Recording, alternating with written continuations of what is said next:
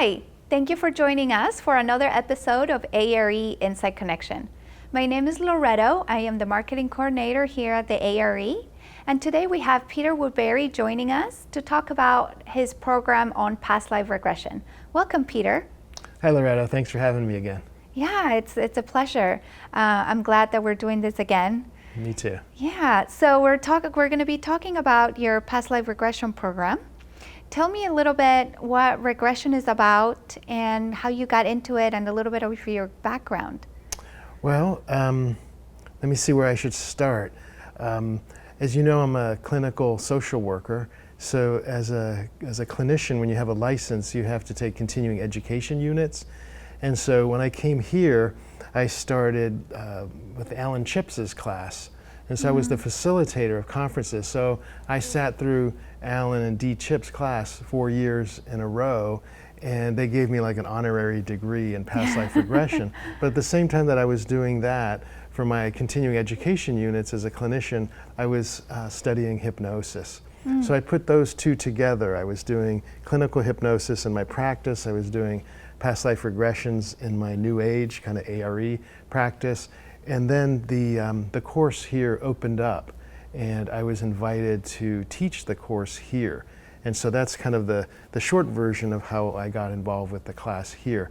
And then we were teaching the course in person. I think we did it about 6 or 7 years in a row, and it was starting to sell out. Like, it was very, very successful. I know that you have been doing it for a while, and it sells out by like summertime every time that you have it. Yes. Why do you think it's so popular?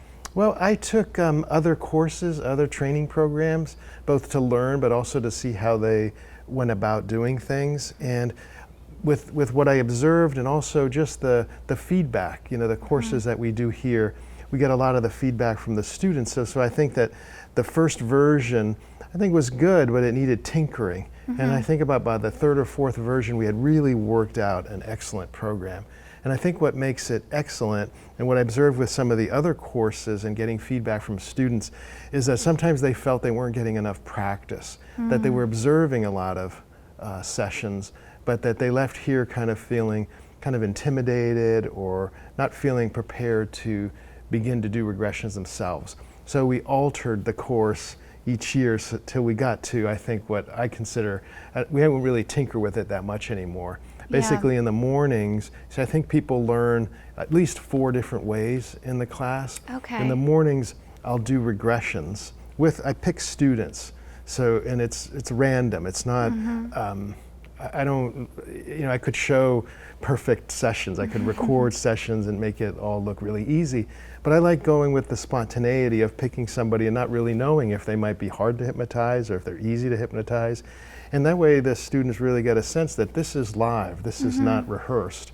And so they get to observe the session, and then so that's how they learn, by watching. And then they get to ask questions. So they get to ask why I made certain choices, and how did the student, the person getting regressed, feel in the session. And then in the afternoons, they pair up. And so the students go and practice with each other. So by the time they leave the class, they have watched 3 sessions, they've asked questions about that, and then they've had 3 sessions of being both, they've been regressed, and they've regressed somebody else. So they leave quite proficient, if they want to begin a practice of doing regressions. Gotcha. So tell me, with your regression work,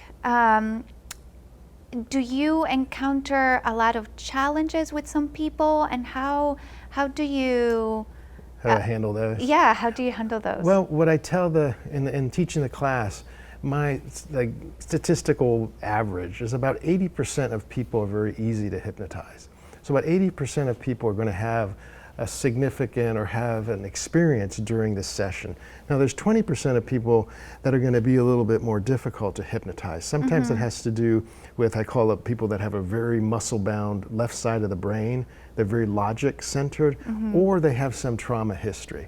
So about 20% of folks are going to maybe need more than one session, or they're going to need to feel comfortable enough with the regressionist that they can get into some painful or some difficult areas. And sometimes those certainly happen in the class. we certainly get, one of the benefits of regression is that they're oftentimes very highly emotional. And in that emotional experience is a lot of healing. Yes. You see, it's different than in the field of trauma work. What they found is if you ask somebody to remember a trauma, it re-traumatizes them. And so they're using hypnosis and techniques like EMDR to help people reprocess trauma. And so I find that a regression, you're not reliving a trauma, you're present with it, and you can alter it. You alter the experience. Like for myself, your emotion is different. You're seeing it from a different perspective, kind of? Well, yes. You see, let's say for myself, I've had an abandonment issue in this life, which my parents never abandoned me, and no real sense of it. But in a regression, I saw that I had been put up for adoption, just been left at an orphanage, and it made sense right away why, as a kid, when my mother would take me to daycare, I would panic. I would look at my mom driving away. I think I'd never see her again. By the time she picked me up, I'd be relaxed again. But each morning when she dropped me off, I'd relive that panic. But as soon as I saw this regression, it helped me profoundly. But when I say that, like you were saying, the different perspective, I was able to see that Peter was identifying with this little boy that had been left for adoption. But I was able to see that my mother it was Ireland, she had 12 children. They couldn't feed all the children, so this was a difficult choice that they had to make for survival. And then in Ireland, it was happening to other children. So it helped me realize it wasn't personal. So in all of that was a tremendous amount of healing. There was more work I had to do, but it certainly initiated a process of helping me understand something that, and as the Peter level and the conscious level, it made no sense why I had this abandonment issue, but I went into the bigger picture.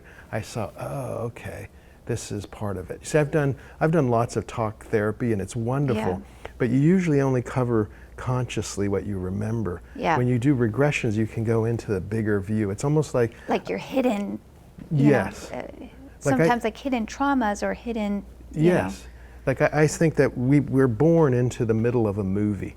So you're born and then you live out one scene, and you have, like when you see the earlier scenes, you see why your parents are the way they are, why your siblings are the way they are.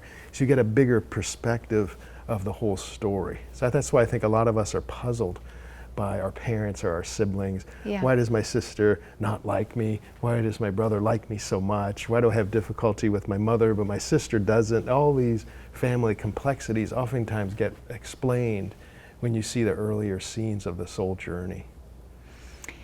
So I have a question about regression. So does it play out kind of, do most people have a similar experience of how they perceive their, past lives? Or, what I'm trying to say is, like, does it play kind of like a movie, or is it images, or is it words? Like, can it be different for different people, or do you see a pattern on how? No, I'd say that there's like norms.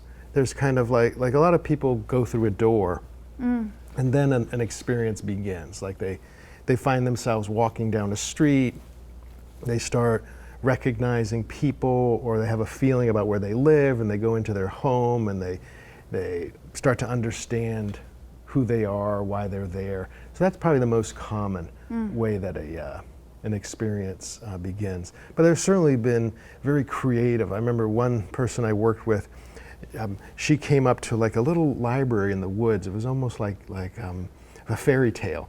And then somebody would come and get her and then take her on a little walk, and that would be a memory. And then it would bring her back, and then somebody else would come get her from this little library and take her on another little walk for another. I thought that was a very poetic way of, that is really of showing interesting. the lives. But I also find now that people get more than past lives. Oftentimes they'll get contact with their guides. Sometimes people go into the future, which sounds very strange. Sometimes they contact deceased loved ones, or sometimes they have it seems like a symbolic or dreamlike experience that helps them understand whatever issues they're concerned about or questions that they have. So it's a very creative experience. You're tapping into the infinite potentials of the mind. So it's very, for a person like me, I like new and change. And so each session I look forward to it because that person might be the most highly hypnotizable person I ever worked with, and we may go to an alternate galaxy, or we may go back in time or in the future. Yeah. Or certainly when the guides talk to the person, I learn a lot. Like I've learned so much from, Brian Weiss called it messages from the masters, but you just get to bear witness with these sages communicating with amazing. the individual. Yeah, it is very powerful. And I think what's wonderful about your class is that the group of people get to see the variety of like perspectives and ways that people get hypnotized or regressed, and they're able to see different examples. Yes, and I certainly teach, there's different techniques for teaching regression. Some of them are more structured. Mine tends to be less structured. By that I mean that I really think the best regressionist is the one that you naturally are. So I give students a model of myself working, but I know that if they adapt it to their own style. For example, you always have to have a script. You have to have a script to take a person from the conscious level into the subconscious level. And they can alter that script the way that they feel like. There's nothing magic about the script. The script is just something that I'm comfortable with and that I found is successful when I use it to help people go into trance. So the class is not rigid in any way like that. The only things I would say I'm rigid about is the use of prayer. I do think that because we're here at Edgar Cayce and knowing the Cayce work, when you meditate according to Cayce, you're making a transition in consciousness. You want to use that prayer of protection. So I've found the same thing with regression. You're making a transition in consciousness. So if there's one kind of dogma, I say you've got to use prayer. Yes. Some of them probably might not, and they'll learn. I didn't use prayer one time with a group, and it turned out awful. The woman who organized the event got sick and had to go home, and several other people had negative experiences. So I learned the hard way, and I'll never do another regression without prayer. And is it because of different negative energies that you may be picking up upon when you're open to that? Yes, it's like the way I think of it is, imagine you live in your house, so your whole life is in your house, but when you meditate or you make a transition, you leave your house and you start to go through neighborhoods. Let's say you want to go to the mountains, you want to go to a beautiful place, but you might drive through neighborhoods where it's best that you have your doors locked, or you might get jacked, you might have problems in those sort of places. And so Edgar Cayce 8 times was aware when he made the transition in consciousness, and he said the dimension just next to the earth, he called it the borderlands or the inter-between. It's where earthbound souls are caught up. And he actually said that you can get possessed, not so much from a meditation or from a regression, but with addictions, with serious drug addiction. So I always tell people not to be afraid, but it's just like the way you would put a coat on if it's cold, or the way you'd lock your doors when you're driving. Yeah. So there is the potential to go through some rough neighborhoods initially on your ascent to higher dimensions. Oh wow, that is really interesting. So now your Past Life Regression course coming up in October is going virtual. Yes. Yes, so it's now going to be online and accessible to everybody around the world, which is wonderful. It is. It's like nothing is ever all good or all bad. And let's say this year we had Congress, and we were so sad that we weren't going to have people in person. We're such a huggy group. Right. But we went online. We thought, oh, that's so sad. But what happened is that we got people from around the world that were so happy that they were able to attend because they couldn't have afforded to fly here, or whatever reasons couldn't have made in person. So they really enjoyed the virtual or the online version. And it's been the same with the regression course. It's been successful here, but I've heard many times people say, I really would like to take the class. It's just the cost, the travel, and these sort of things. And so I think it's a real plus. I think, well, of course, eventually we'll maybe do both. Because there's pros and cons to both. But I think the pro of doing it virtually is that we can have a much larger reach. And honestly, I think that it's important that people, when they come here, you learn how to do a regression in person. But right now, I'd say about 80% of my regressions are over Zoom. And so the students will learn how to work Instead of going in, when they practice with each other, there's still going to be those sessions, but they're going to be practicing in what Zoom calls these rooms. Yeah, so tell me a little bit more how the virtual component's going to work. It has all of the components of the live in-person class, except that it's using the medium of Zoom. So I'll be, let's say when the class starts, I'll do the introduction, and then I'll pick one of the students that's watching over Zoom. So like the Brady Bunch, I'll pick one of them, and then they'll come up and I'll work with them live. You regress them over Zoom, okay. And then the students get to watch, and at the end they can ask questions. Then in the afternoon, they can go into these breakout rooms and practice with each other. And then from the room, they can say, hey, Peter, they can press a button and it alerts me to go into that room and observe.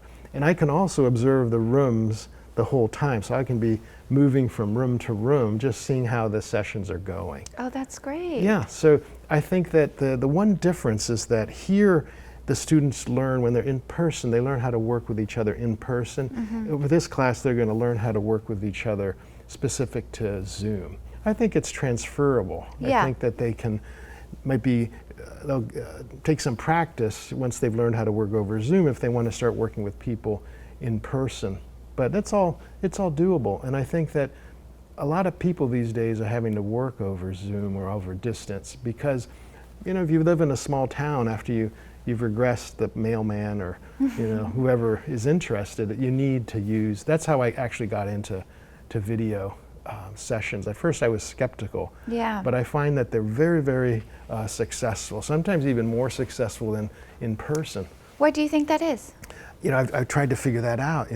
I thought there was some magic about the aura of me or that, and I found how come these work so well? And I started to think about it. One thing is that the induction, putting a person in trance, is much quicker over Zoom.